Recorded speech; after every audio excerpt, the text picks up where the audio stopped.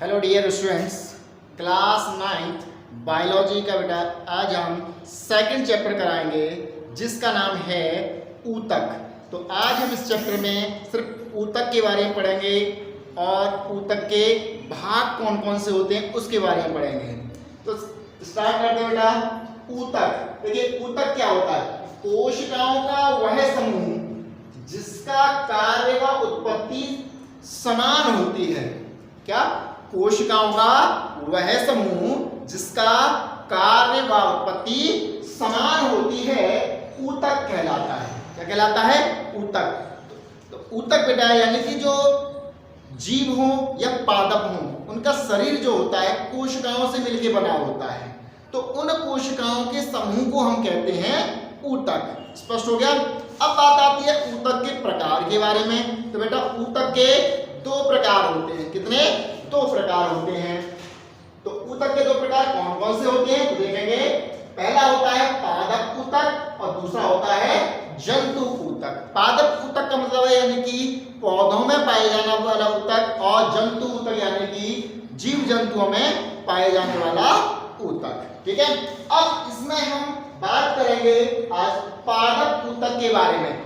ठीक है। तो पादप ऊतक क्या होता है तो देखिए बेटा, इनकी परिभाषा जो होगी, जो ऊतक की परिभाषा है वही पादप ऊतक और जंतु ऊतक की परिभाषा होगी। तो यहाँ हम परिभाषा नहीं कराएंगे, तो हम बात करेंगे कि इसके प्रकार क्या होते हैं। ठीक है। क्या इसके भी अलग अलग भाग होते हैं? तो बेटा इसके भी दो भाग होते हैं, विभज्योतकी ऊतक और संयोजी ऊतक, यानी कि इसको आप कह सकते हैं सरल ऊतक। ठीक है। विभज्योतकी ऊतक क्या होता है? देखिए विभज्योतकी ऊतक यानी कि विभज्योतकी ऊतक वृद्धि करते हुए भागों में पाए जाते हैं, जैसे तने व जड़ों के शीर्ष के आधार पर विभज्योतक तीन प्रकार के होते हैं। कितने? तीन प्रकार के। यहां बेटा लिख लेंगे पर, आधार पर विभज्योतक तीन प्रकार के होते हैं। स्पष्ट हो गया? यानी विभज्योतकी ऊतक जो होते हैं पादपों में वृद्धि करते हुए भागों में, वृद्धि करते हुए यानी कि जो पादप के भाग यानी पौधे के भाग जो वृद्धि करते हैं उन भागों में पाए जाते हैं, जैसे तने व जड़। तो पौधे का जो भाग वृद्धि करता है वो क्या होता है? तना होता है और जड़ होती है। ठीक है। तो जड़ें क्या होती है? जमीन में फैलती जाती हैं, और तना क्या होता है? जमीन के ऊपर बढ़ता है, जिसमें फूल, पत्ती, फल इत्यादि बनते हैं। ठीक है। अब बात करते हैं क्या इसके भी कोई प्रकार होते हैं बेटा? तो ये भी तीन प्रकार के होते हैं। विभज्योतकी ऊतक कितने प्रकार के होते हैं? तीन प्रकार के। कौन कौन से? नंबर 1 शीर्षस्थ विभज्योतक, नंबर 2 पार्श्व विभज्योतक, और नंबर 3 अंतःविष्ट विभज्योतक। क्लियर है? तो पादप ऊतक में पहला ऊतक क्या है? विभज्योतकी ऊतक। उसमें भी तीन प्रकार होते हैं, यानी विभज्योतकी ऊतक जो है तीन भागों में बटा हुआ है। किसके आधार पर? संरचना और कार्य के आधार पर। तो इनके अलग अलग कार्यों की वजह से इसे क्या है? तीन भागों में बांट दिया गया है। अब बात करते हैं बेटा, देखिए इसका आपको डायग्राम बनाना है। इसके नीचे यहाँ ये टॉपिक करने के बाद तुरंत ये वाला आपको डायग्राम बनाना है। तो इसको समझेंगे बेटा। देखिए डायग्राम में ये आपका कोई पादप है, तो हमने एक पौधे का कोई हिस्सा ले रखा है जो वृद्धि करते हुआ है। ठीक है। इसमें से देखिए पत्तियां निकल रही है, टहनियां आगे निकल रही है। तो इसमें देखेंगे सबसे ऊपर वाला जो पार्ट है जहां पत्तियां निकलना लास्ट हुई है, तो वो वाला पार्ट कहलाता है आपका शीर्षस्थ ऊतक। ठीक है। तो उसके बाद नीचे की तरफ बढ़ेंगे, यानी कि जो तना होता है, क्या? तना, यानी कि पौधे की चोटी से लेके यानी जमीन के हिस्से के बीच का हिस्सा जो है उसे हम कहते हैं तना। तो तने में से जो टहनियां निकलती हैं, यानी कि अलग अलग टहनियां पौधे में निकलती हैं, तो उस टहनी जहां से वो टहनी निकलती है उसके ऊपर और नीचे का हिस्सा जो होता है, टहनी के ऊपर और नीचे का हिस्सा जो होता है वो कहलाता है अंतःविष्ट ऊतक, या कह सकते हैं पत्ती जो होती है, पत्ती जहां से किसी टहनी से जुड़ी होती है तो उसका जहां आधार है, यहाँ जैसे कि ये पत्ती है यहाँ जुड़ी है, तो ये जो इसका आधार है, तो इसके जो आसपास का एरिया जो है वो क्या कहलाता है, अंतःविष्ट ऊतक कहलाता है। अब बात करते हैं बेटा तीसरा, यानी कि पार्श्व विभज्योतक। पार्श्व विभज्योतक क्या है, यानी कि ये क्या है, बिल्कुल जड़ और तने के बीच का हिस्सा है, जड़ और तने के बीच का हिस्सा है, जिसे हम कहते हैं पार्श्व विभज्योतक। अब इन तीनों को हम जानते हैं कि क्या क्या कार्य होते हैं, ठीक है।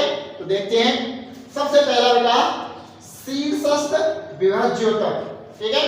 तो शीर्षस्थ विभज्योतक तने व जड़ के शीर्ष पर स्थित होता है। कहां स्थित होता है, तने व जड़ के शीर्ष पर, यानी पौधे का जो शीर्ष है वहां स्थित होता है, ठीक है। अब आगे देखते हैं, और लंबाई में वृद्धि करता है, यानी कि पादप की लंबाई में वृद्धि करता है। तो पौधा जिसकी वजह से बढ़ता है यानी ग्रोथ करता है, वो क्या कारण होता है उसमें, शीर्षस्थ विभज्योतक की वजह से करता है। अब बात करते हैं बेटा दूसरा, पार्श्व विभज्योतक। क्या, पार्श्व विभज्योतक। पार्श्व विभज्योतक तने व जड़ की परिधि में, तने व जड़ की परिधि में स्थित होता है, ठीक है। देखिए पार्श्व विभज्योतक कहाँ है, यानी कि तना ये है आपका और जड़ इसके नीचे होगी। मान लीजिए ये जमीन है तो जड़ कहाँ होगी, इसकी नीचे होगी, तो इसकी परिधि में स्थित होता है क्या, पार्श्व विभज्योतक। स्पष्ट हो गया। तो देखिए, और उनकी मोटाई में वृद्धि करता है, यानी कि जड़ के बाद ऊपर का जो तना यानी पौधे का ऊपर आता है तो सबसे मोटा हिस्सा होता है वो पौधे का, ठीक है। तो वो मोटाई किसकी वजह से होती है, पार्श्व विभज्योतक की वजह से, ठीक है, क्योंकि उसका बेस मजबूत रहे, ठीक है। अब बात करते हैं अगला, अंतःविष्ट विभज्योतक। अंतःविष्ट विभज्योतक पत्तियों के आधार या टहनियों के पर्व के दोनों ओर स्थित होता है, ठीक है। और यह इन भागों में वृद्धि करता है। तो अंतःविष्ट विभज्योतक क्या है, यानी कि पत्तियों के आधार या टहनियों के पर्व के दोनों ओर, यानी कि मान लीजिए पत्ती है या फिर या कोई टहनी मान लीजिए, ठीक है। तो इनका जो आधार है जहां ये जुड़े हुए हैं, इनके दोनों ओर का जो पर्व है यानी कि ये हिस्सा, ठीक है, ये क्या कहलाएगा, इसके दोनों ओर का हिस्सा अंतःविष्ट विभज्योतक। इसका प्रमुख कार्य क्या है बेटा, तो देखेंगे यह इन भागों में वृद्धि करता है। क्या करता है, यह इन भागों में वृद्धि करता है, यानी कि जो पत्ती या टहनी का जो आधार होता है ये उसमें वृद्धि करता है। तो ये आपका एक पार्ट हो गया पादप ऊतक में विभज्योतकी ऊतक। दूसरा पार्ट यानी कि संयोजी ऊतक हम अगली वीडियो में कराएंगे। तब तक बेटा आप इसको डायग्राम के साथ यानी कि इस चित्र के साथ अपनी कॉपी में नोट कर लेंगे। और चित्र कहाँ करना है आपको, यानी कि जहां आपको ये परिभाषा कराई हमने विभज्योतकी ऊतक, उसके बाद ये डायग्राम बनाना, तब उसके बाद इसके भागों को करना है बेटा। क्लियर है।